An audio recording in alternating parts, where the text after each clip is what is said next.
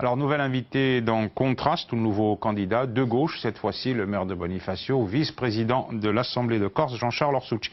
Jean-Charles Orsucci, bonsoir. Bonsoir. Et merci de votre présence sur ce plateau. Vous conduisez une liste de gauche, de tendance socialiste, mais sans investiture nationale. Alors, on s'étonnait de la division de la droite en Corse, alors qu'elle avait toutes les cartes en main.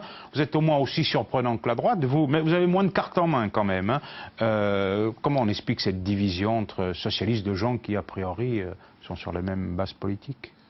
J'ai déjà eu l'occasion de l'expliquer, je vais le refaire avec vous. Bon, déjà la gauche a souvent été plurielle au premier tour de l'élection territoriale, donc il n'y a pas non plus une grande nouveauté.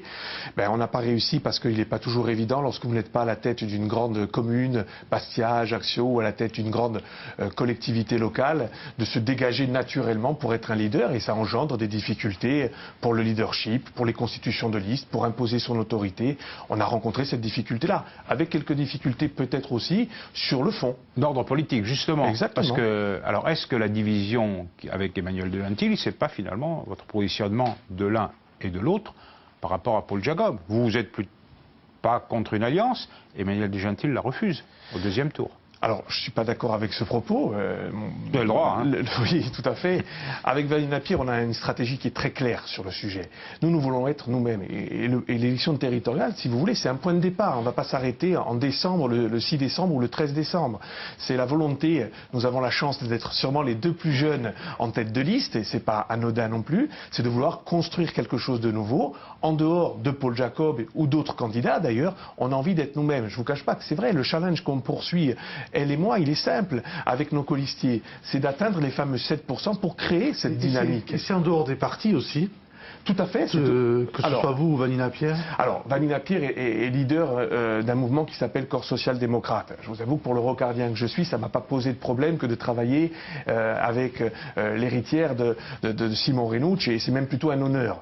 À partir de là, moi j'étais capable de travailler avec des socialistes. Ce que je ne voulais pas, par contre, c'est dans cette échéance qui arrive, être enfermé par un parti quel qu'il soit. Et d'ailleurs, c'est pas du tout comme ça que nous fonctionnons avec Vanina. Nous sommes ouverts à la société civile, volonté de rajeunir les cadres, c'est plutôt dans cet esprit-là. Oui, ne pas être corseté par les partis politiques. Vous êtes toujours socialiste? Je suis toujours socialiste, effectivement, pas en carte, parce que c'est un petit peu compliqué d'avoir sa carte au Parti socialiste depuis quelques années, mais je crois que j'ai pas besoin de faire la démonstration. Vous connaissez Vous bien n'avez pas répondu sur Jacob, hein.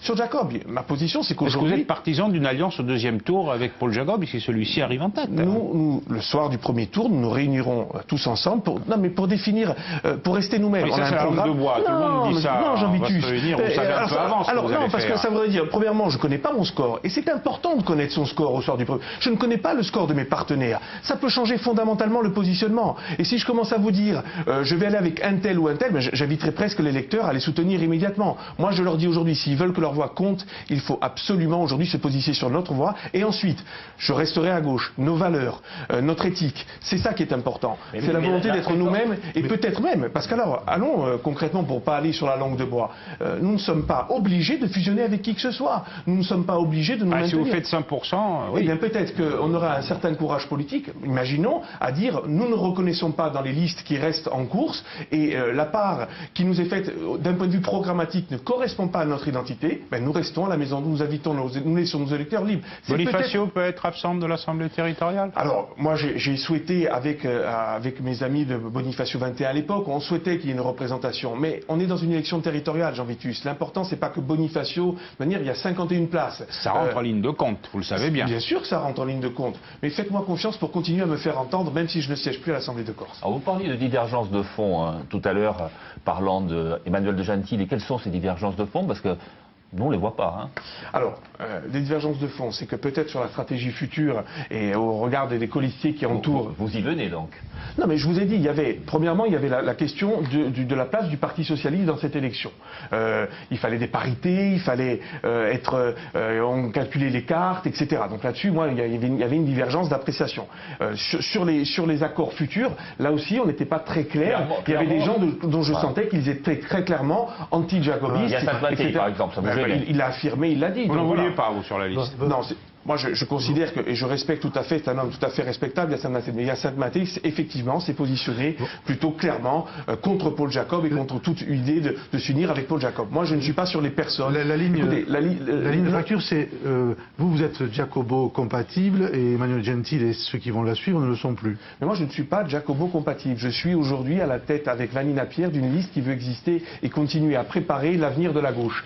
Et il est très clair aujourd'hui que notre envie, c'est d'être nous-mêmes. Et je le répète, ça peut peut-être vous embêter, mais nous ne sommes pas non plus sur des règlements de compte d'élections départementales, municipales ou autres. Ce que nous voulons, c'est construire pour la Corse. Parlant de règlement de compte, on l'a beaucoup entendu cette semaine. Henri Malos, après une idylle de plusieurs mois avec Paul Jacob, idylle qui s'est soldée par une rupture, a critiqué vivement le système Jacob, disant même que ce n'était pas lui qui était réellement aux commandes. Alors vous, qui avez côtoyé durant 5 ans Paul Jacob à l'Assemblée de Corse, vous partagez ce point de vue ? Ça ne vous aura pas échappé, j'ai fait une communication encore ce matin. Si je suis là présent devant vous ce soir, alors en plus ça rejoint un peu la question précédente. Si j'étais parfaitement Jacobo compatible et une envie d'aller avec Paul Jacob, je serais peut-être aujourd'hui sur la liste de Paul Jacob.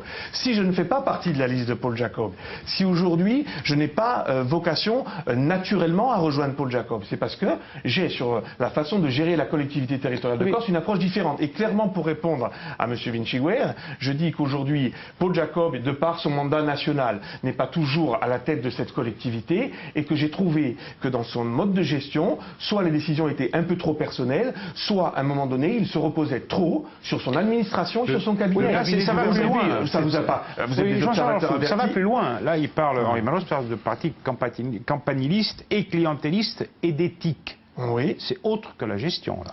Alors, moi, je resterai sur la question de la gestion. Ah non, sur le campanilisme, oui, si on va venir tout à l'heure sur le programme. Moi, je souhaite qu'on soit un peu aujourd'hui dans la capacité à définir des priorités et à ne pas financer un stade dans chaque village, un coup de tennis, bon, Bonifacio n'a pas été mal doté, hein, tout à fait. Cracher dans la soupe. Hein, je ne crache pas dans la soupe, Jean-Baptiste. D'ailleurs, vous voyez bien que là-dessus, mais est-ce que Bonifacio, quand il a été aidé sur ses financements, c'était pas des financements structurants pour l'avenir de la Corse? Je suis prêt à vous en faire la démonstration, Jean-Baptiste. Vous n'avez pas terminé votre propos tout à l'heure. Qui dirige la CTC quand Paul Jacob est à Paris? L'administration et le cabinet. Et ça, aujourd'hui, moi je suis pour que les élus, le conseil exécutif soit beaucoup plus collectif, que les conseillers exécutifs puissent avoir véritablement la main sur leur délégation. Je suis pour que les conseillers de la majorité puissent se regrouper pour décider des grandes questions lorsque, alors qu'on ne peut pas tout prévoir dans un programme électoral, il faut prendre des décisions importantes. Je suis pour qu'il y ait davantage d'applications de collectifs. Et ça n'a pas été la marque de fabrique de cette mandature? Non, non, c'est très clairement, mais tous ceux qui ont participé vous le diront, c'est un mode de gouvernance qui est différent de ce que je pratique par exemple à Bonifacio. Vous le voyez, je vous invite à vous renseigner. Moi je compte sur mes adjoints, de fortes délégations. L'administration est une force de proposition, l'administration met en exécution, mais l'administration ne décide pas. Ça va quand même être un peu compliqué pour vous durant cette campagne électorale pour développer vos propositions et votre programme. Vous êtes quand même comptable du bilan de la majorité. Je suppose que vous considérez que c'est plutôt un bon bilan. Je considère que c'est un bon bilan, mais on vient d'évoquer une question qui n'est pas neutre lorsque l'on parle de la gestion d'une collectivité publique. J'estime aussi, et il faut faire aussi, je suis comptable du bilan dans le positif et dans le négatif, et je dis aujourd'hui qu'il faut qu'on soit encore meilleur sur une question fondamentale, et j'y reviendrai aussi sûrement un peu plus tard, sur le développement économique de la Corse. Les chiffres du chômage sont annoncés, même s'il y a des causes, chacun va cherchant peut-être à renvoyer le bébé à d'autres, disant que c'est national et qu'il y a un problème national ou mondial. Je dis qu'au niveau de la collectivité territoriale de Corse, il faudra être plus performant sur le sujet. Le choix de Vanina Pierre comme seconde de liste ou binôme, je ne sais pas exactement, qu'est-ce qu'il faut y voir? C'est le soutien de Simon Renucci? Notre ticket, en tout cas ce que je sais, c'est que Corse social-démocrate a donc choisi que l'on fonctionne avec Vanina en binôme. J'espère que Simon Renucci, je crois qu'il sera à nos côtés parce que... Il a annoncé qu'il quittait la vie politique, c'est un peu curieux. Associé à qui que ce soit. Justement, c'est pour ça que vous voyez que je suis prudent. Moi je ne veux obliger personne. Je respecte parfaitement. Je crois qu'il peut être fier du travail qu'il a accompli à Ajaccio et je n'ai pas vocation à instrumentaliser qui que ce soit. Il sera libre de se positionner. Je crois qu'avec Vanina Pierre, nous avons une marque forte de la présence de Corse social-démocrate à nos côtés.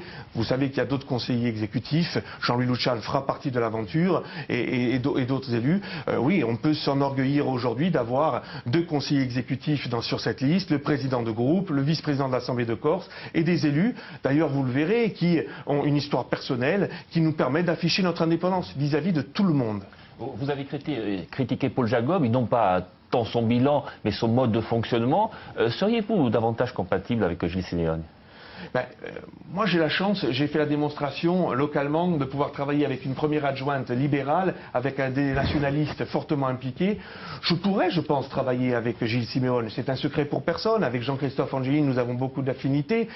J'ai soutenu Emmanuel de Gentil à l'époque à Bastia et j'ai pensé que c'était une bonne chose, même si j'ai quelques petits points de critique sur cette union bastiaise. Je crois qu'on pourrait aussi travailler à condition que Gilles Simeone et les siens viennent sur des valeurs qui sont les valeurs de gauche et viennent aujourd'hui sur un mode de gouvernance qui corresponde à ce que nous sommes. Notre identité, nous ne la perdrons pas au soir du premier tour et au contraire, nous voulons l'affirmer pour ce premier tour. Alors on en vient à votre programme. Alors au plan économique, Paul Jacob l'a lui-même reconnu, hein, la mandature concernant le chômage, ça a été un échec. Comment est-ce que vous remédiez à cela et où faut-il porter l'effort ? Il suffit de regarder un petit peu les chiffres, vous êtes là aussi des observateurs avertis, nous sommes pas assez bons en matière de formation des jeunes. Donc la jeunesse, on sait que c'est une priorité, l'emploi. Moi, vous allez m'entendre insister pendant toute cette campagne sur le développement économique. J'ai envie de vous dire, vous m'avez pas interrogé sur d'autres sujets qui ont émaillé, qui ont eu lieu lors de cette mandature. Je ne vais pas les développer parce que mon identité et mon ADN, vous la connaissez, mon ADN politique, vous la connaissez. La priorité, c'est le développement économique. C'est d'être le plus performant possible sur la formation.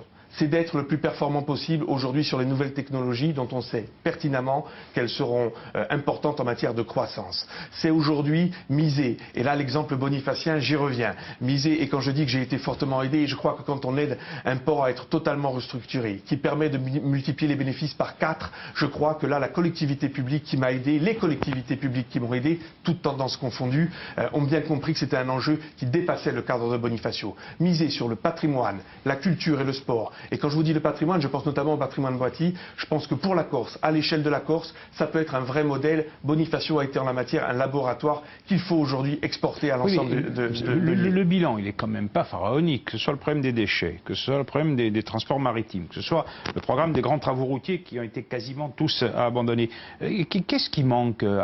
C'est la volonté politique? C'est l'argent? C'est le savoir-faire? Non, vous savez, tout à l'heure vous avez dit il faut déconnecter la gouvernance du contenu, du bilan. Moi je crois que c'est pas neutre la gouvernance, c'est la façon, vous avez évoqué le campanilisme. Moi je crois aujourd'hui qu'il faut qu'on fasse des choix en matière de structuration, des choix en matière de déchets. Par exemple, c'est vrai qu'on attendait plus du Civadec. Alors parlons-en des déchets. La communauté de communes de l'extrême sud s'est prononcée en faveur de l'incinération qui a été pourtant abandonnée, me semble-t-il, en 2010. Alors, vous aussi, vous y êtes favorable? Alors, à tel point que Jérôme Polverine a insisté pour que je me positionne publiquement, parce que c'était un petit peu... Oui, j'y suis favorable. Donc, attention, plus de tri sélectif. Attention.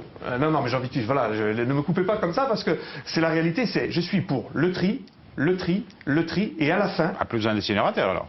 Non, vous vous trompez. En Sardaigne, puisque souvent on prend l'exemple, nous sommes allés en Sardaigne, notamment il y avait à mes côtés Fabienne Giovannini qui a posé la question à la conseillère exécutive, plutôt de sensibilité de gauche. Il trie, il faut un effort sur le sujet, et à la fin, sur le déchet ultime, il thermo-valorise. Oui, mais il y en a beaucoup de déchets ultimes, beaucoup plus qu'en Corse. Ils produisent plus de déchets qu'en Corse. Alors, aujourd'hui... L'incinérateur, pour le faire fonctionner, il faut le maximum de déchets, vous le savez. Je réponds aussi concrètement à votre question. Moi, je ne suis pas dogmatique sur ces questions-là. Économiquement, je ne suis pas un spécialiste du déchet. Ce que je peux vous dire aujourd'hui, c'est que cette idée de thermovalorisation à la fin est une idée à prendre en considération. Il y a des évolutions technologiques concernant les incinérateurs. Il faudra peut-être le faire. Ou peut-être aussi, je ne suis pas là, je répète, dogmatique, si on me fait la démonstration qu'à la fin, sur les déchets ultimes, après avoir été particulièrement performant sur le tri, on peut enfuir, je ne m'opposerai pas à une solution de ce style. Je crois qu'il faut qu'on reste, et ma nature m'oblige souvent à être pragmatique et plutôt quelqu'un d'ouvert. Vous avez parlé des grands axes, formation, développement économique, culture, sport, route, tourisme, transport.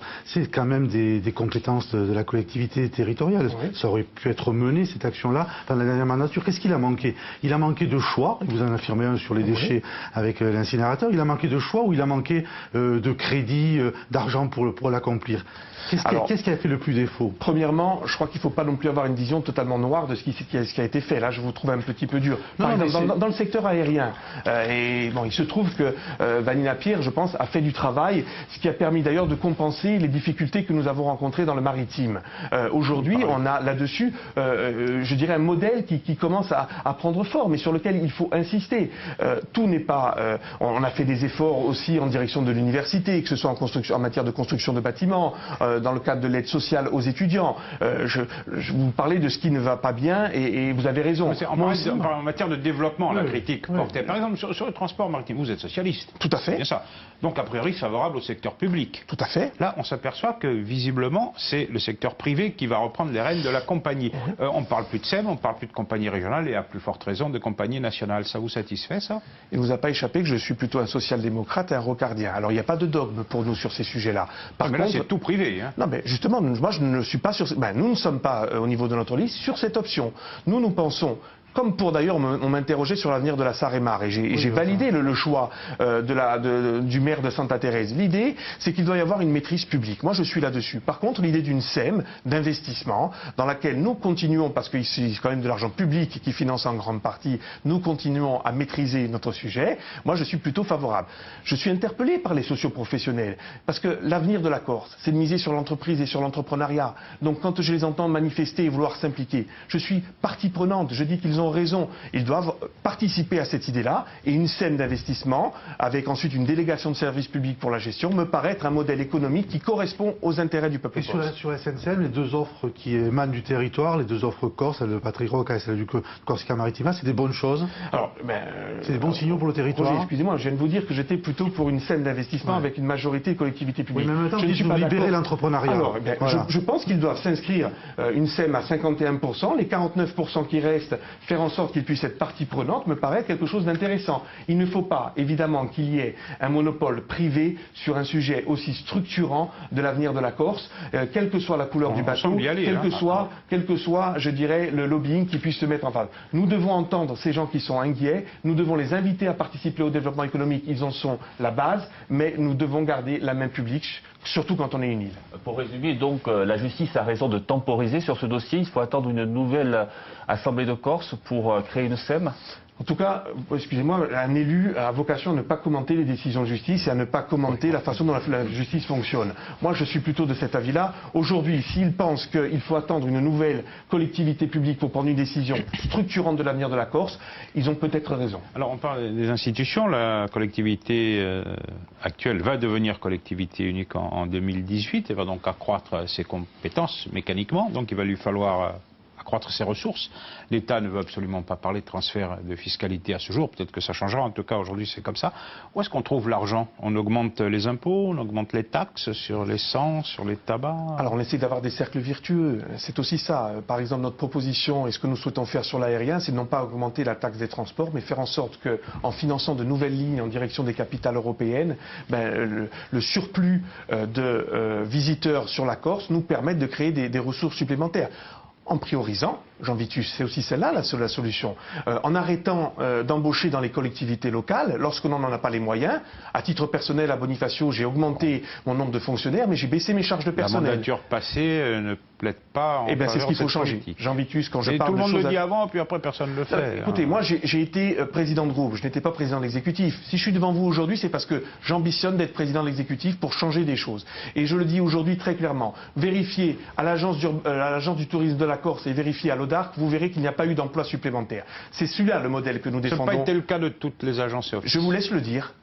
Moi, ce que je peux vous dire aujourd'hui, c'est qu'avec la liste que je représente, c'est une liste qui mise sur la création d'emplois dans le privé. Aujourd'hui, nous n'avons plus les moyens d'être sur un modèle qui est dépassé en Corse. Et ça, il faut que nous le disions. Et pourtant, je suis pour un service public fort. Lorsque des richesses se dégagent, qu'on puisse offrir aux personnes âgées, à la jeunesse, des moyens supplémentaires, bien sûr que j'y suis favorable. Bien sûr qu'il faut de l'impôt et une juste répartition. Ce sont nos marques marqueur. Mais je vous le dis et je le répète, on ne peut plus aujourd'hui miser sur l'emploi public. Et pour répondre à votre question aussi, il faudra se battre, Jean Vitus, parce que effectivement, l'inscription de la Corse dans la Constitution et obtenir des moyens sur la fiscalité est nécessaire pour une collectivité qui veut exister de par elle-même, qui aspire à son autonomie. Je crois que c'est aussi un marqueur de notre équipe. Nous souhaitons là-dessus, nous n'allons pas nous renier. J'assume tous mes votes à l'Assemblée de Corse.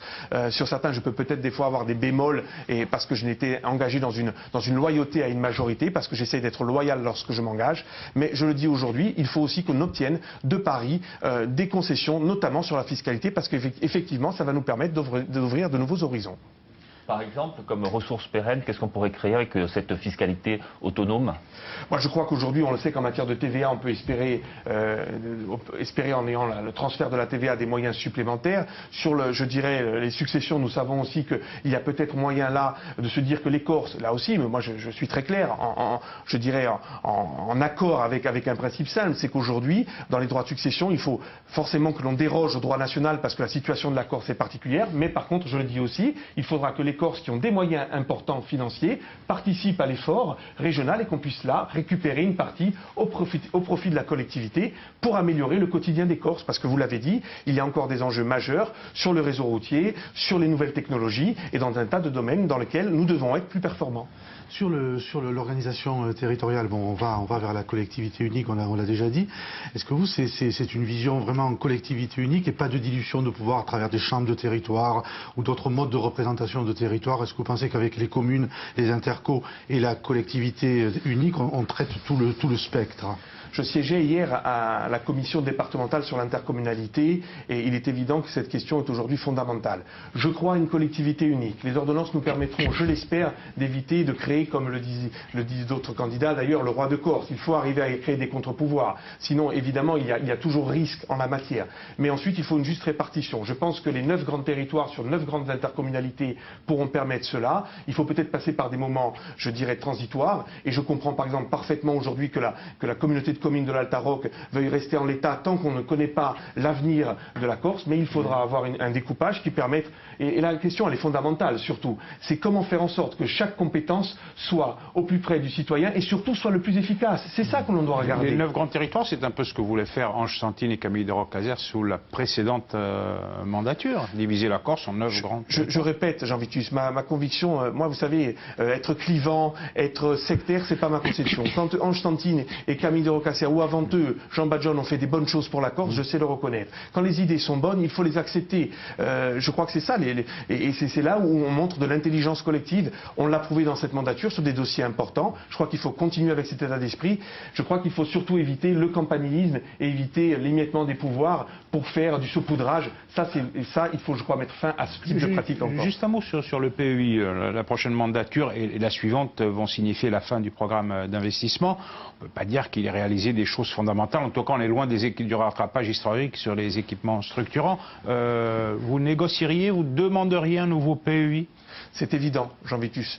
J'ai envie de vous dire pourquoi nous n'avons jamais eu en Corse le plan routier qu'ont eu les Bretons. C'est un peu la faute aux élus locaux. Mais voilà, mais aujourd'hui on va se battre, vous voyez bien. On peut le dire d'ailleurs, tout parti confondu, nous avons été volontaires, nous ne sommes pas toujours entendus. Je le regrette moi aussi que Paris n'entende pas davantage la Corse sur certains dossiers, mais il faudra se battre, notamment sur ce que vous venez de dire. Un PEI où les petites collectivités n'ont pas à mettre les fameux 20% de financement, eh bien, il faudra quand même repenser à cela. Et évidemment, on l'a souvent dit, la caricature, on la connaît en Corse, éviter le PEI pour les compteurs d'eau. Ça, c'est évident.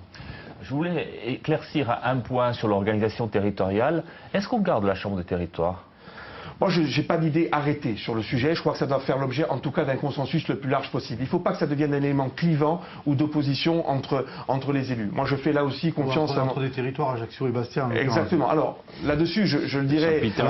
J'ai vu. Non, c'est vrai qu'on a du mal. Sincèrement, si vous me demandez de ma petite expérience à l'Assemblée de Corse, le campanilisme et l'opposition Bastia-Ajaccio a été quand même assez prégnante dans cette mandature. Il est transcourant en plus. D'ailleurs, il est tout à fait transcourant. D'ailleurs, je pense qu'il faut penser qu'il y a d'autres grands territoires qui doivent être aidés. ça a été fait, là encore, on n'est pas dans la caricature, vous l'avez rappelé tout à l'heure, je n'ai pas à me plaindre de l'aide que Bonifacio a pu obtenir, mais il faut sortir de cela et véritablement avoir une vision, ce qui fait que, vous ne m'avez pas interrogé sur le PADUC, c'est peut-être les petits points sur lesquels j'aurais aimé que le PADUC soit corrigé quand même, avec une volonté d'une répartition territoriale des compétences, peut-être avec l'idée que dans un territoire on puisse peut-être miser sur, je dirais, la culture, dans l'autre miser sur le tourisme, sur le troisième, Ajaccio a vocation à être la capitale politique de la Corse, Bastia la capitale économique. Peut-être que là il y a quand même des réflexions que nous aurions dû avoir et que nous n'avons pas eues. En tout cas, jeune candidat à l'élection, j'ai envie de porter ce message-là. Alors nous arrivons en fin d'émission. Une dernière question sur la gouvernance de la future collectivité. Alors certaines craignent peut-être à juste titre, vous l'avez évoqué vous-même,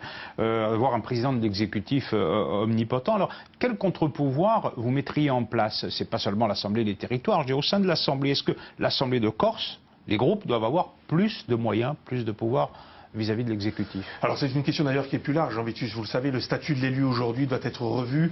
Je dirais bien sûr, il faut arriver à faire en sorte qu'on ait une commission de contrôle qui fonctionne de façon plus efficace, qu'on ait une commission, je dirais, des moyens peut-être supplémentaires pour les groupes, pour faire un travail d'investigation, pour voir à un moment donné peser dans la décision. D'ailleurs, on remarquera quand même que de ce point de vue, la collectivité territoriale de Corse par rapport aux conseils départementaux est quand même un peu moins verrouillée parce qu'on a quand même affaire à une assemblée délibérante beaucoup plus politique, dont le poids est supérieur, et ça je crois qu'on peut le dire aussi. Ce qui démontre d'ailleurs, puisque ça a été une velléité des Corses et de la Corse d'obtenir des statuts sur ces sujets, c'est qu'on avait raison. On avait raison même avant les autres. Donc vous voyez qu'on peut être encore précurseur sur le sujet. Eh bien Jean-Charles Orsucci, ce sera là votre conclusion. Merci beaucoup d'avoir participé.